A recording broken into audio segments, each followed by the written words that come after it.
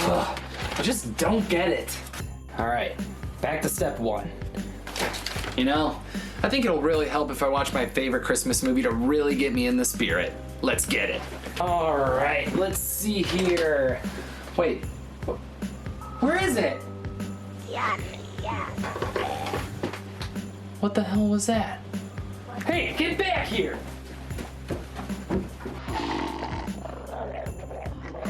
Hey, you! Give me back my tape, you little shit!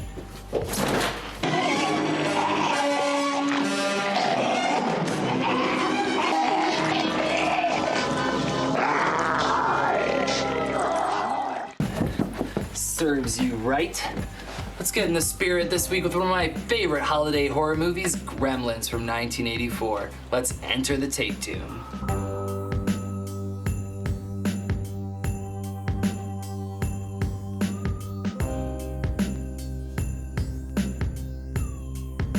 What's up, everyone? Happy holidays and welcome to a very merry episode of The Tape Tomb, a show where we talk about some of my favorite horror movies in my ever-growing VHS collection.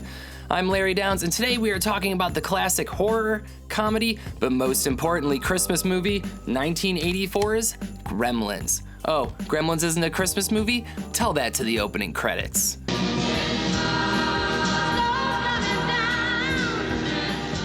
Now, although he has his name slapped all over this bad boy, Steven Spielberg was just the executive producer. To direct, we have Mr. Joe Dante, who just 3 years earlier knocked it out of the park with the werewolf classic The Howling, and many, many years later with the childhood classic Small Soldiers. And to write this wacky masterpiece, we have Chris Columbus, who in 1992 would sail the theater blue with his classic Home Alone 2. He also wrote Home Alone 1 and Mrs. Doubtfire, but that wouldn't have worked with my hilarious Christopher Columbus joke that I'm sure you all laughed at. This movie stars Hoyt Axton, Phoebe Cates, Corey Feldman, before he got weird, and Zach Galligan, who you might recognize as the uncredited gentleman who got stabbed with a pool stick in Hellraiser 3, but probably not. And of course, one of our favorite side character actors, Mr. Dick Miller, who's appeared in dozens of our favorite movies, some that we've already talked about here on the show. And let's not forget Mushroom the Dog, who's been the star of one of our previous movies in the 1988 classic, Pumpkinhead. So what's this movie about? Let's unwrap it and find out. Roll the film. Gremlins all starts with the man, the myth, the inventor, Mr. Randall Peltzer, who's strolling around Chinatown looking for a Christmas present for his son.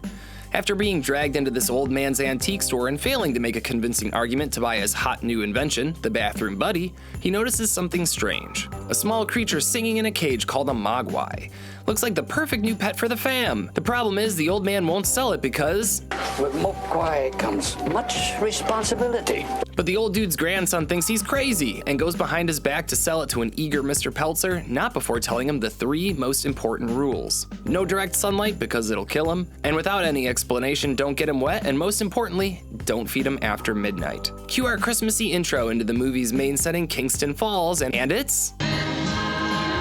or at least pretty damn close, and we get to see our protag Billy racing across town because he's late for work. Billy is super nice and is friendly with everyone in town except the mega bitch Mrs. Deagle that is little too open about her disdain for our old pal Mushroom. Mr. Peltzer finally arrives at home, and what happens? These idiots start breaking the rules right off the bat. They scare their new mogwai pet Gizmo with bright lights, and shortly afterwards, local klutz Pete Feldman spills water on him, which we come to find out sends Gizmo into an intense fit and spasm session where fluffy little balls literally shoot from his back and start to grow into more little monsters.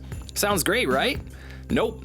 These new mogwai are far from the original and are clearly more mischievous and ill-behaved. Soon enough, they band together and trick Billy into breaking the final, most important rule. They eat a bunch of fried chicken post-midnight, and come sunrise, these little creatures are now an alien xenomorph look-alike eggs that will soon hatch to unleash the real stars of the movie, the Gremlins. These things are rowdy and love causing chaos wherever they go, with no regard for who or what gets in their way. As these creatures slowly start to take the town over, it's up to Billy and Kate to band together and put a stop to their mischievous mayhem in the holiday classic, Gremlins. I absolutely love this movie and have nothing but fond memories of it. I remember growing up as a kid, and it was the first movie that really made me feel uncomfortable multiple times, but I still absolutely loved it. Little did I know this was the beginning of a lifelong craving of the weird and uncomfortable. But seriously, this movie is all over the place. It's Christmassy, it's lighthearted and funny, it has some horror and creature feature aspects, and somehow, someway, it all just works flawlessly.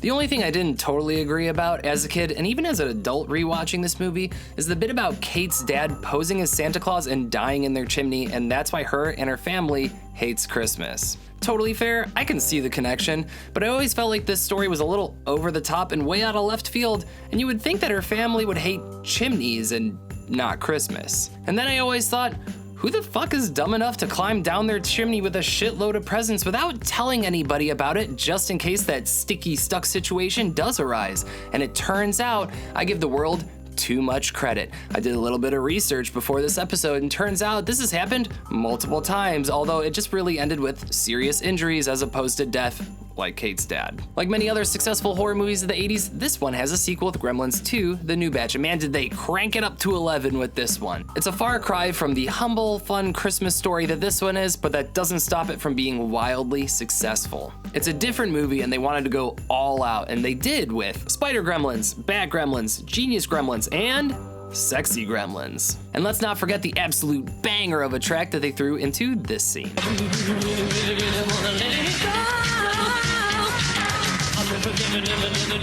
Sure, whatever you say, buddy. For all these reasons and so much more, Gremlins is a perfect fit for us here at the Tape Tomb. Here's some facts about Gremlins. The set used for the town of Kingston Falls is actually the same town and setting used in Back to the Future 1. It's actually all filmed on the Universal Studios backlot. This movie and Indiana Jones and the Temple of Doom from 1984 actually inspired the MPAA to create the PG-13 rating. They thought it was a little too aggressive for PG and not violent enough for an R rating, so here we are. After the movie's release, director Joe Dante has stated, "I don't know why this movie was so successful. Don't be so humble, Joe. We love it." Thank you all for tuning into this week's episode of The Tape Tomb. I've been your host, Larry Downs, and if you liked this episode, make sure you click that like and subscribe button, or leave us a comment down below telling us what you think about Gremlins or what we should do in a future episode. Make sure you tune in every other week for our sister series, Airlock Shock, starring Nick Haskin. He talks about some of his favorite sci-fi movies just like we do horror here at the Tape Tomb. Happy holidays, everyone, and once again, signing off, this is Larry Downs. Stay spooky, my friends, and we will see you in the sequel.